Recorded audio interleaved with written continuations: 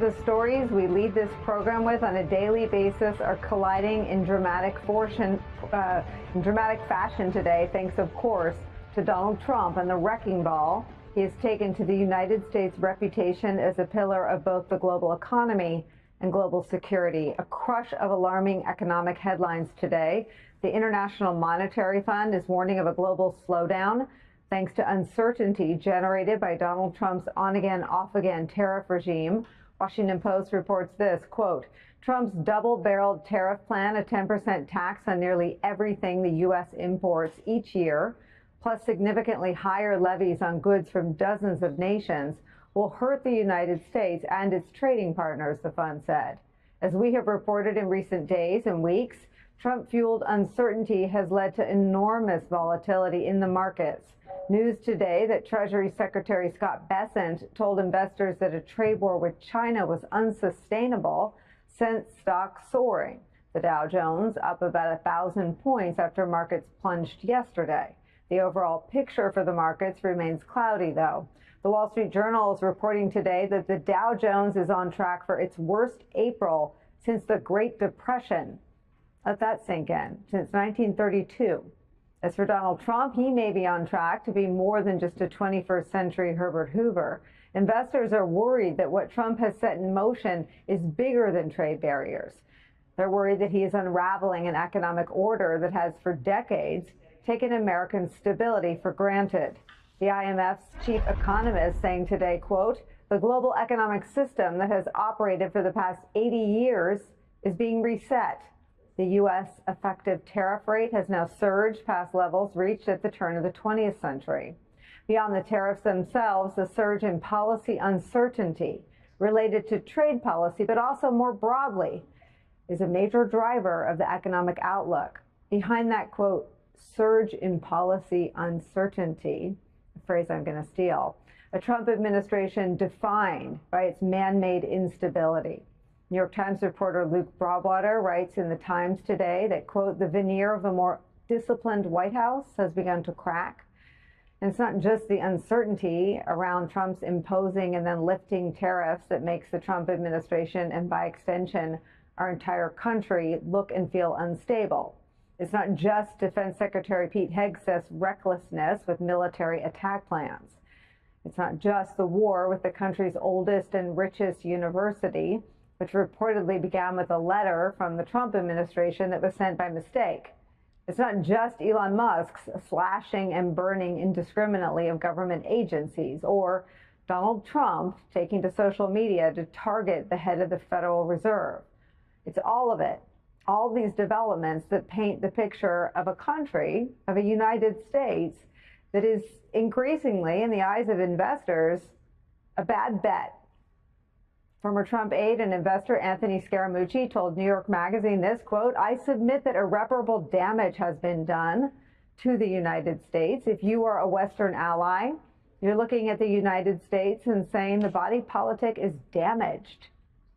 Now, it marks a dramatic change from even the first Trump administration. Bulwark writes it this way, quote, during Trump's first term, his defenders frequently pretended that his tweets and ad hoc political approach simply did not matter in the real world. It was a convenient fiction that markets largely indulged. Trump's griping about Powell didn't crash markets then. Now, however, Trump has cured investors of that cheerful nonchalance for his momentary grievance-filled whims. When he posts, the damage now appears in real time. Trump is Trump. It's too much to expect he'll ever learn his lesson about this or quench his desire to accumulate power. But for the rest of us, it's a bracing reminder. On the other side of all this, we do well to build the guardrails a little stronger and higher. The U.S. economy in danger of becoming a victim of Donald Trump's autocratic and erratic ambitions is where we start today with CNBC senior economics reporter Steve Leisman, also joining us, staff writer for The Atlantic and co-author of the New York Times bestseller, Abundance. Derek Thompson is back. Also with us for the hour, former Congressman, MSNBC political analyst David Jolly's here. So, Steve, as you're so expert at doing, widen the lens for us on today's headlines about what is increasingly the intersection between our economy and the world's economy and the current administration? Oh, you sighed.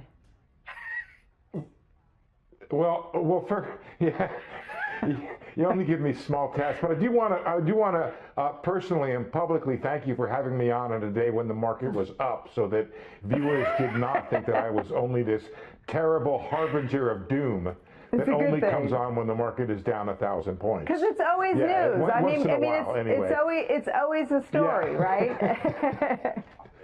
It's a driver. Let me tell you what happened, and I wish I had more expertise on this. I've only read the transcript of what Scott Bessent told privately to a JP Morgan meeting 3 times to try to understand it. But the market was up a little bit after that big sell-off yesterday over that concern over Donald Trump possibly or thinking about replacing the Fed chair, Jay Powell, even though most think he doesn't have the legal right to do that. So it was up a little bit, but then it really got a charge when Scott Bessent, the Treasury Secretary, said that this relationship as it is now is unsustainable.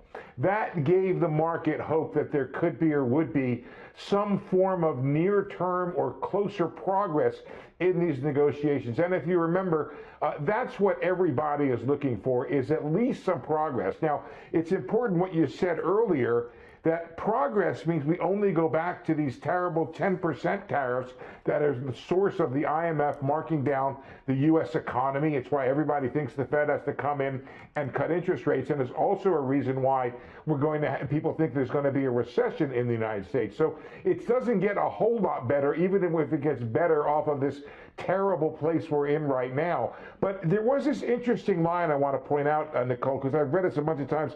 He said, now with China, we find there's this balance between economic and military that we've never seen before, which I raised my eyebrows about through the roof, because I remember you were still in the Bush administration, just I think as you were leaving, when Hank Paulson, the Treasury Secretary, and the first president launched the Strategic and Economic Dialogue when they realized back in 2006 that the China relationship was much more complicated than just trade, that we had a whole bunch of things to deal with them, and it was not just a trade relationship. Well, it may be a good thing, but it does appear as if the second Trump administration, I don't know how many years later, is realizing that it's a very complicated relationship with China, and it does not pay for the U.S. to focus only on trade when the 2 biggest economies, 2 major military powers in the world, face off against each other. We should be talking on a whole lot of levels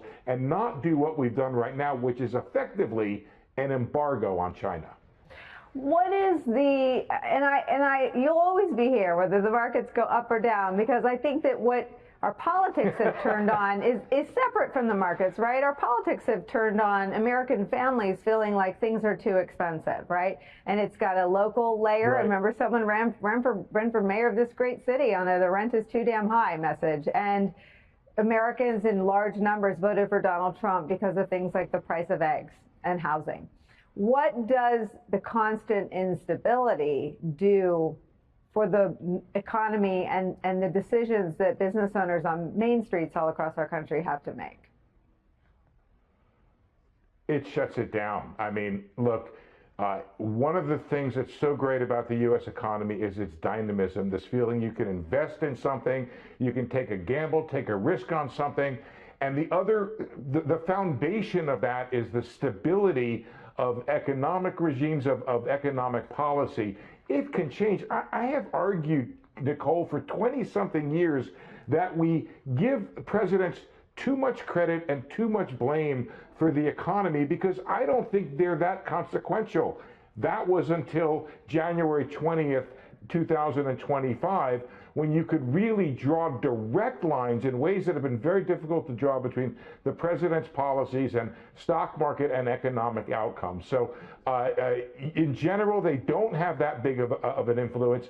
But here, the president has come along and really changed global trade flows, done a whole bunch of things to really cause investors and entrepreneurs to say, wait a second, we need to take a break here and see what the story is before I commit money. Let me give you an example. I talked to a manufacturer who said, hey, I benefit from these tariffs, but I am not going to sink a single pile of concrete in the ground because I cannot be sure that the benefit I think I'm going to get down the road is going to come back to me and I can rely upon it over time to make a long-term investment. These things take years to pay back. The other thing I think that's interesting, Nicolle, is this whole trade issue began with several devastated communities economically from trade. But when you think about what's happening with these tariffs, there is no guarantee that the factories, if they are ever constructed, go back to these communities. So to the extent that they're trying to address this political economic question, which you're so interested in, I am not sure that a tariff of $300 or $600 billion on the entire American public is the most, in fact, I'm sure it is not the most efficient way to address that problem. We're back with an exclusive about Defense Secretary Pete Hegseth's handling of sensitive information concerning U.S. military operations in Yemen. 3 U.S. officials with direct knowledge tell NBC News the leader of U.S. Central Command had transmitted the plans to Hegseth over a secure government system. And then, within minutes, Hegseth was using his personal phone to send the information to 2 Signal group chats. One of them included his wife and brother. Joining us now, NBC News senior national security correspondent Courtney Kube, Charlie Sykes, MSNBC contributor and columnist, and Sabrina Singh, former deputy press secretary at the Pentagon. So, Courtney, what are we hearing from the Defense Secretary about all of this? Well, we heard a little bit from him on Fox News this morning. We have not spoken to him or seen him ourselves today, but he addressed this second story broken by the New York Times over the weekend and confirmed by NBC News that, in fact, as you mentioned, Chris, he started a Signal chat, added family members, including his wife and his brother and some of his friends, including his personal attorney, and then he chatted with them. He texted them specific information about a U.S. military operation against the Houthis. He addressed those allegations today, and as he did yesterday, he blamed both the media and people who were recently fired from here at the Pentagon for this information getting out. Here's what he had to say. What was shared over Signal, then and now, however you characterize it, was informal, unclassified coordinations for media coordination and other things. That's what I've said from the beginning. We take the classification of information very important. It's very significant to us that we safeguard it. And that's one of the similar talking points that we heard the first time that we had reporting from The Atlantic about a Signal group that was created by National Security Advisor Mike Waltz and included the Secretary of Defense, where he also texted to these individuals. In this case, it was senior administration officials about an imminent strike and action against the Houthi rebels in Yemen. But what is clear here, according to our new reporting from our colleague Gordon Lubold and I, is that in fact the information that Secretary Hegseth was texting in these unclassified Signal chats came directly from the commanding general of U.S. Central Command, General Eric Kurilla. General Kurilla sent that information over a classified system. Secretary Hegseth turned around and literally within minutes was sending it on an unclassified system, that Signal app. Chris? Thank you so much for that, Courtney. So, Sabrina, as someone who's worked inside the Pentagon, how closely guarded is this kind of information sent by the leader of CENTCOM? I mean, simply put, this is classified information, and that's why the commander of Central Command sent it on a classified system of what's being reported. And to have the Secretary of Defense, no less than 10 minutes later, type up that classified information and put it into, sending probably from his personal phone into both chats, it's incredibly concerning. It's incredibly dangerous because that is information that pertains to an operation that hadn't yet begun. And what he did was he put at risk the lives of our fighter pilots that were in the air about to conduct that operation, and our sailors, of course, that are in the Red Sea about to launch some of those missiles towards those Houthi-controlled areas in Yemen.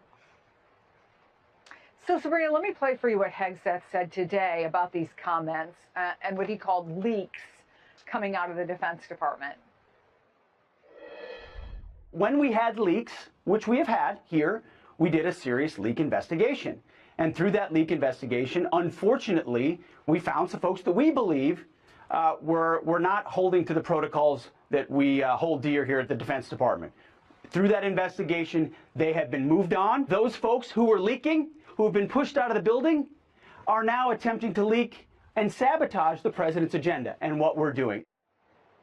He's talking about pretty heavy turnover at the Defense Department this past week, including 3 of his own aides who were ousted in a leak investigation. Is there a double standard here?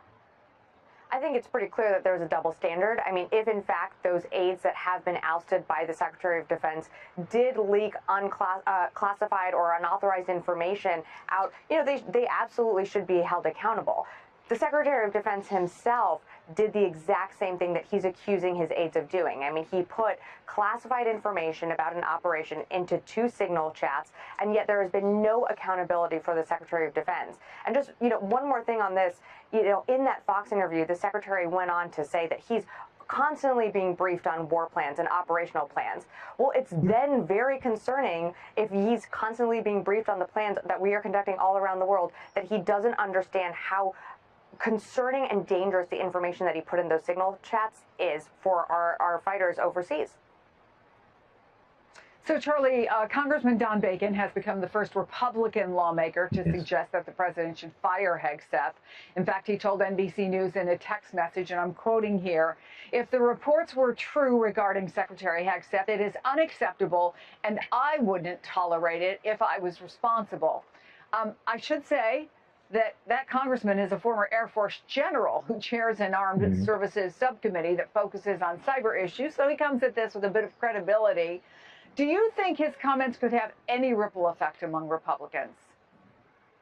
Well, I imagine that there are also Republican senators who were pushed into voting to confirm Pete Hegseth, who are unhappy with the way that has turned out. But ultimately, what it comes down to is does Donald Trump want to keep Pete Hegseth? Look, in a normal, rational political universe, he never would have gotten this job. He never would have been confirmed, and he would not survive this. The double standard is ridiculous. To have the Secretary of Defense be a national security risk, presiding over the kind of chaos that he is presiding over, he would be gone. But we are not living in that universe, and it comes down to simply, does Donald Trump, is he going to draw the line and say, no, I want to keep him? Now, right now, it looks like MAGA is circling the wagons around Hegseth, but one gets a sense with this guy there are always more shoes to drop, and the fact that so many of the calls are coming from within the House, the fact that his former spokesman has written that scathing article in Politico magazine talking about just the absolute mess in the Pentagon ought to be sending alarm bells all through the White House. But again, it doesn't matter. This is Donald Trump's choice, and he's going to make the decision. He has changed his mind in the past, though. Do you think that there is there is some line that happens? What will you be watching for that might possibly say, okay, in spite of him saying that he supports him, maybe not so much? Well, I think if you start to see some break in the MAGA media about Hegseth, people saying, Mr. President, he is undermining you, he's making you look bad. I mean, that's what it comes down to. Not whether or not he's putting the Pentagon in danger, but whether he is embarrassing Donald Trump. When Donald Trump decides he's a liability and an embarrassment, he'll get rid of him, because as we know with Donald Trump, loyalty only goes one way. We're not there yet. But this really does cut against one of the major thrusts of Donald Trump, which is that I will make America respected and strong and secure. And clearly, with Pete Hegseth running the Pentagon, we are less secure and we are less respected. So I don't know what the trigger is going to be, but somebody is going to sit down with the president and say, Mr. President, this guy is hurting you, and that's when he'll move. Meantime, Sabrina, Senator Schiff sent a letter to the National Archives and Records Administration. He's asking them to open an investigation into whether the Trump administration, its officials, are following the laws that require government officials to preserve communications. What are the rules around that? Yeah, and it's pretty clear that they're not. The rules are that the Presidential Records Act dictates that anything relating to government responses, correspondence, whether it be emails, text messages, have to be done on government systems, government phones. And so the fact that Pete Hegseth was using his personal phone to transmit, very sensitive classified information to coordinate with the national security apparatus, which you saw with that first thread that was started by Mike Wallace, the national security advisor. And then, of course, the second thread that Pete Hegseth started, not only coordinating with aides in his office, but for some reason including his wife, his brother, and his personal attorney. None of this complies with the Presidential Records Act, which is why it's good to see that Senator Schiff sent that letter, because it is important to preserve these records, because this is our history. And at some point in the future, someone will want to look back at this time and certainly take lessons from it. President Trump's tariff slump continues to rattle markets. We've seen dives in volatility rivaling the last two big crashes over COVID and the housing bubble. Trump now clashing with the Fed chair, who gave him low grades for the tariff problems that Trump caused. And now there's a more stark comparison to America's Great Depression itself. The long lines, the run on the banks, that crash upended the economy and our society for years, driven by several factors, including failed tariffs. Now, if that comparison, if these visuals tonight seem almost too extreme to compare to the risks posed by the current market chaos, if the comparison of the food lines seems almost unfair to this administration, that comparison is based on monthly market data. This isn't like politics where words or comparisons are just sort of thrown about. After Trump's tariff debacle, the Dow is now actually headed for one of its worst monthly comparisons since 1932. It's just a mathematical comparison, as the headlines are putting it today. Dow headed for worst April since 1932, investors sending no confidence signal, a signal against Trump's policies and handling of the volatility he caused with what has been a failing trade war so far. Those mathematically driven headlines appear in many places, including the Wall Street Journal, which is, of course, the sister outlet to Fox News, owned by Rupert Murdoch. So whatever you think of the Depression comparison month by month, the bottom line is that's how the Wall Street Journal puts the headline. No one can accuse them or their owner, Murdoch, memory played in the show Succession, as some kind of anti-capitalist or anti-Republican political figure, or really sentimental in general. So our lead here is not that we are definitely heading for the Great Depression itself. We all hope not, and I'll return to that word hope. But our top story is that even the Journal and these bankers and the data itself and a lot of other indicators show this is the fallout now from Trump's losing trade gamble, and today we got even more flashing red signals for the economy.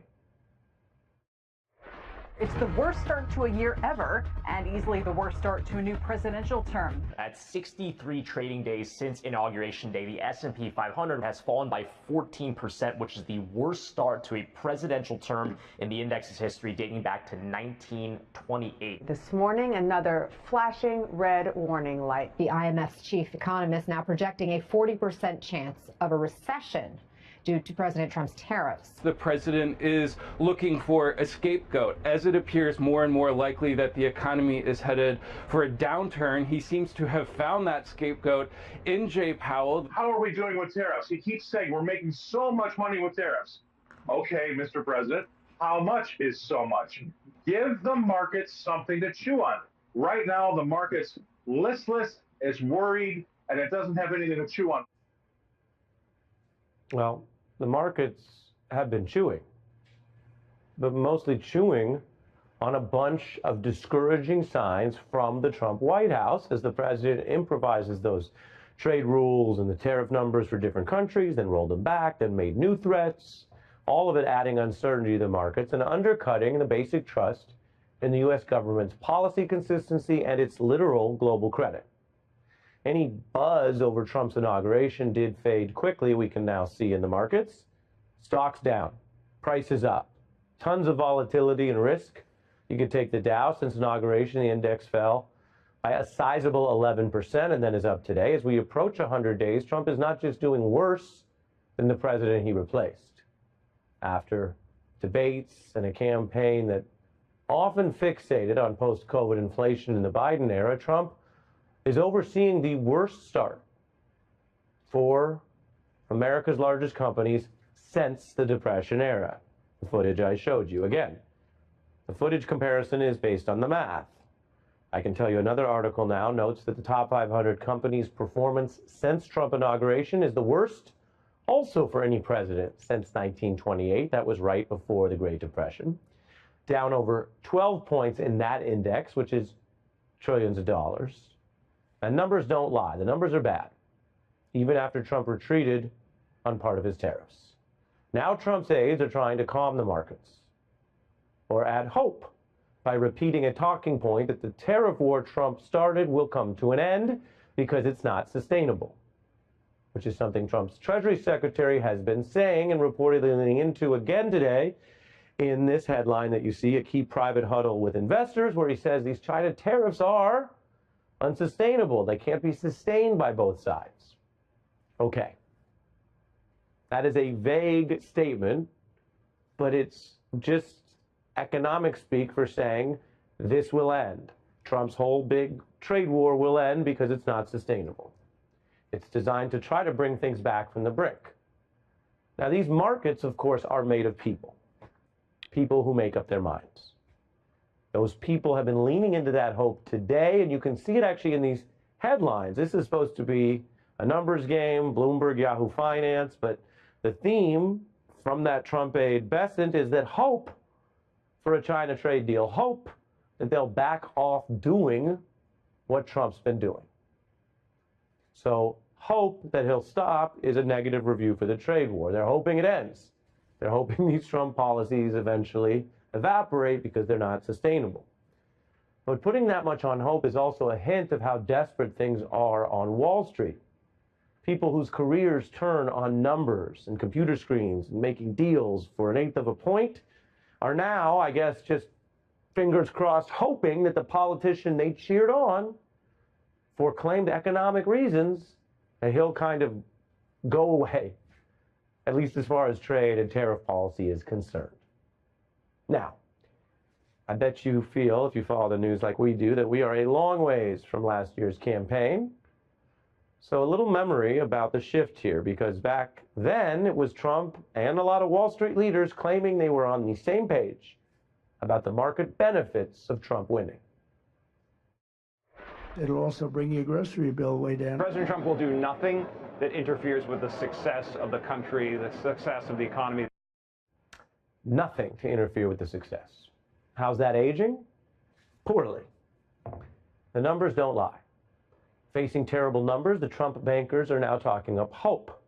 Those are the new headlines today, which is pretty striking when you think about the track record of that particular word hope in our recent political lexicon. You might remember Obama's hope, which was offered as kind of the idea of a fresh start for more unified politics in our country, immortalized in this hope poster, which is a far cry from what we're hearing on Wall Street today. Again, I'm quoting those finance headlines about hope. Hope not so much for anything positive or affirmative, but just a hope that President Trump will take that tariff chart and go away, so the traders can trade again, so the bankers can bank again. Hope for an end to a self-induced fiasco. And by the way, with full awareness for everyone following this never on Wall Street, that there's no magic foreign concessions, no actual deals in the 9 days since Trump's top trade advisor, who's hawkish on all this, who supports the trade war, had been vowing deals. We've got 90 deals in 90 days possibly pending here. And it was par for the course. Actually, it was a birdie for President Trump to do exactly what he did, which was pause for 90 days. And we're going to get this done for the American people. No trade deals, despite the promises. And that's another number that doesn't lie. 0 deals to show for the chaos and the trillions lost and the public proclamations of so many, even if it was quite clearly at the time trying to save face for Donald Trump, that there was some benefit from all of these trillions lost, that there were deals coming. Forget 90, how about 1? Global economics experts view all of this as more than a bad month. We're being told the global economic system of the past 80 years is being reset, according to a chief economist at the IMF, managing the, quote, major negative shock from Trump's chosen tariffs, policies that he chose. We didn't have to go down this road. There's been no consistent counter message on these economic problems by Trump. Have you noticed that? He's, of course, known for his rhetoric, the catchy nicknames he gives out, his approach to PR. But knowing PR also means knowing when not to do PR about certain things, not to do more public relations, say, about tariffs.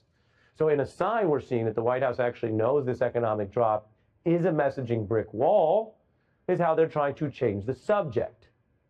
Aides hammering home messaging about deportations, immigration, Greenland, any issue that could distract from an economy left quaking by Trump's trade war, the Atlantic reports. There's a business commentator, Grant Cardone, who basically pitched a pretty disempowering defense of the Trump economic slump.